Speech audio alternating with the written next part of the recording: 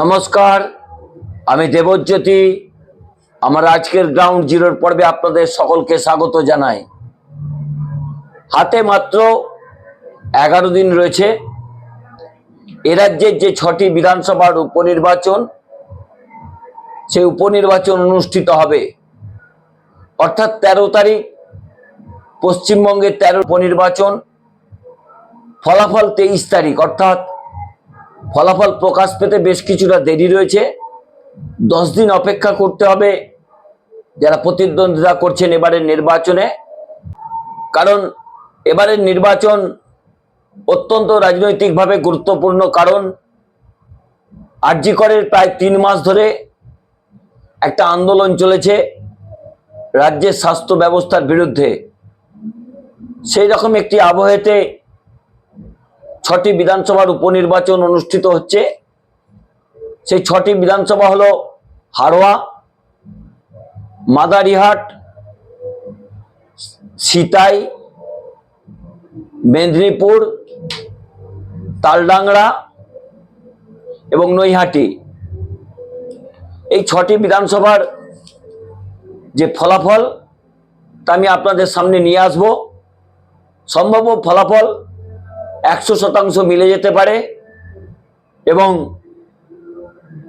যে ফলাফল বলবো সেই ফলাফল একেবারে নাও মিলতে পারে। বেশ কয়েকটি জায়গাতে নির্বাচনের ঘোষণার পর বেশ কয়েকটি জায়গায় প্রচার, নিজের চোখে প্রত্যক্ষ করে যে তথ্যগুলো আপনাদের সামনে আনবো তা অত্যন্ত গুরুত্বপূর্ণ। এই 6টি আসনের মধ্যে তৃণমূল কংগ্রেস 5টি আসনে গত বিধানসভা নির্বাচনে জয়লাভ করেছিলেন। হাড়োয়া তৃণমূল কংগ্রেসের দখলে ছিল। সেই সিটে তৃণমূল কংগ্রেসের এবারের প্রার্থী হয়ে প্রতিদ্বন্দ্বিতা করছেন হাজী নুরুল ইসলামের মেজ পুত্র শেখ রবিউল ইসলাম।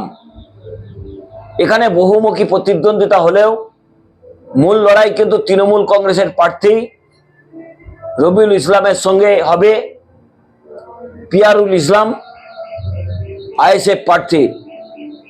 কারণ সংখ্যালঘু অধ্যুষিত একটি এলাকা।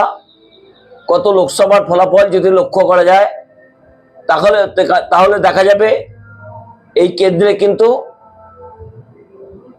আইএসএফ ভালো ফলাফল করেছিল। সেখানে তারা 3 নম্বরে থাকলেও এই কেন্দ্রটি কিন্তু তাদের কাছে অত্যন্ত গুরুত্বপূর্ণ।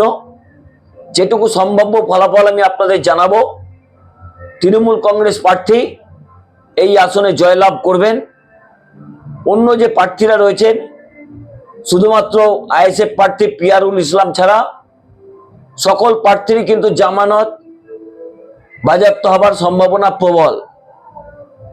দ্বিতীয় যে কেন্দ্রটি নিয়ে আলোচনা করব, উত্তরবঙ্গের চা বাগান বেস্ট একটি কেন্দ্র, মাদারিহাট বিধানসভা। এখানে গতবারের বিধানসভায় মনোজ টিগ্গা দাঁড়িয়েছিলেন। তিনি আলিপুরদুয়ার লোকসভাতে প্রতিদ্বন্দ্বিতা করেছেন, আসনটি খালি হয়েছে। এটি ভারতীয় জনতা পার্টির কাছে অত্যন্ত একটি ভালো আসন। যদিও বেশ কিছু গোষ্ঠীদ্বন্দ্ব শুরু হয়েছে এই রাহুল লোহারকে নিয়ে, যে ভারতীয় জনতা পার্টির প্রার্থী হয়ে প্রতিদ্বন্দ্বিতা করছেন। তার বাবা তারকেশ্বর লোহারকে নিয়ে এখানে প্রচুর প্রশ্ন রয়েছে। কারণ এই তারকেশ্বর লোহার একসময় সিটুর নেতা ছিলেন। এলাকাতে যথেষ্ট চা বাগান এলাকায় তার সংগঠনের কুপ্রভাব রয়েছে। তাকে স্থানীয় মানুষ হারমাদ নেতা বলতেন। এতটাই মারকুটে স্বভাবের এই তারকেশ্বর লোহার ছিলেন। তার প্রভাব কিন্তু এই নির্বাচনে পড়তে পারে। যদিও এই আসনে 50-50 লড়াইয়ের সম্ভাবনা থাকলেও শেষ কদমে কিন্তু এগিয়ে রয়েছেন ভারতীয় জনতা পার্টির প্রার্থী রাহুল লোহার। তৃতীয় যে বিধানসভাটি নিয়ে আলোচনা করব, কোচবিহার জেলার সিতাই বিধানসভা কেন্দ্র। এখানে তৃণমূল কংগ্রেসের প্রার্থী হয়ে প্রতিদ্বন্দ্বিতা করছেন সঙ্গীতা রায় বসুনিয়া। তিনি তৃণমূল কংগ্রেসের প্রার্থী হয়েছেন। তার স্বামী এই কেন্দ্রের লোকসভা নির্বাচনে তৃণমূল কংগ্রেসের প্রার্থী হয়ে জয়লাভ করেছিলেন। তিনি পদত্যাগ করেছেন, এই আসনটি খালি হয়েছে।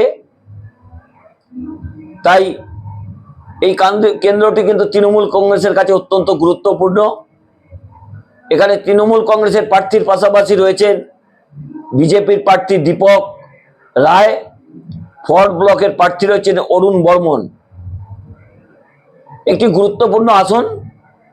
এখানে তৃণমূল কংগ্রেসের প্রার্থী সঙ্গীতা রায় বসুনিয়ার জয়লাভ এক প্রকার নিশ্চিত, কারণ তার স্বামী জগদীশ বসুনিয়া যথেষ্ট জনপ্রিয় ব্যক্তি ছিলেন। এখানে তিনি তৃণমূল কংগ্রেসের টিকিটে লোকসভায় নির্বাচিত হয়েছেন। এই জায়গাতেও তৃণমূল কংগ্রেসের জয় এক প্রকার নিশ্চিত। অন্যদিকে এই আসনে তৃণমূল কংগ্রেসের নির্বাচন পরিচালনার জন্য দায়িত্ব দিয়েছেন উদয়ন গুহকে। উদয়ন গুহ নিজের দায়িত্বে এই আসনটির দেখভাল করছেন। তিনি যথেষ্ট ভালো সংগঠক। এই আসনে তৃণমূল কংগ্রেসের জয় নিয়ে কোনো প্রশ্ন নেই। তৃতীয় যে আসনটি বলবো সেটি হচ্ছে মেদিনীপুর বিধানসভা আসন। এখানে তৃণমূল কংগ্রেসের গতবারের বিজয়ী প্রার্থী ছিলেন জুন মালিয়া। তিনি মেদিনীপুর লোকসভা কেন্দ্রে প্রতিদ্বন্দ্বিতা করেছিলেন। ভারতীয় জনতা পার্টির প্রার্থী অগ্নিমিত্রা পালকে তিনি পরাজিত করেছিলেন। কেউ কেউ ভেবেছিল এখানে দিলীপ ঘোষকে হয়তো প্রার্থী করা হবে, তাকে বিরোধী দলনেতা করা হবে, শুভেন্দু অধিকারীকে অন্য দায়িত্ব দলের পক্ষ থেকে দেয়া হবে। তা কিন্তু কেন্দ্রীয় নেতৃত্ব বিজেপির করেননি। তারা এখানে যে প্রার্থী দিয়েছেন সে প্রার্থী এলাকার নয় বলে ইতিমধ্যে কিন্তু একটা গোষ্ঠীদ্বন্দ্ব শুরু হয়েছে।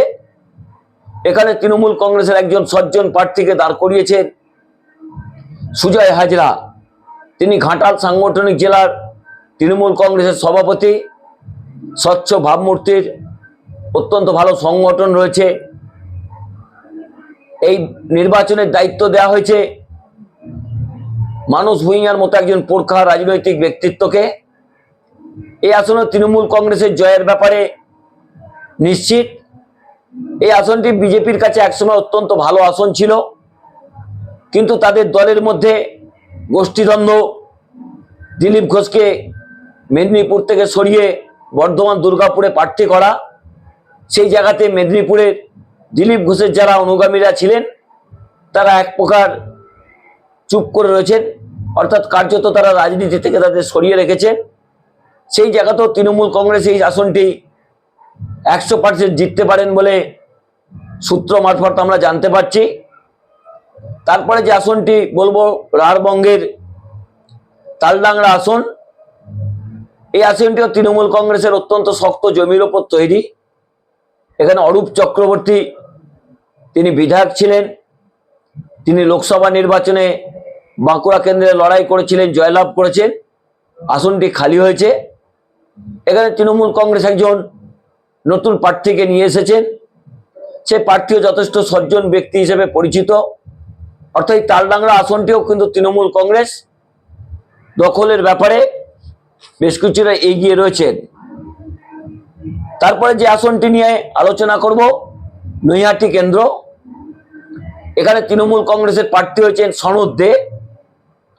এলাকায় বিশেষ পরিচিত মানুষ, অত্যন্ত স্বচ্ছ ভাবমূর্তি।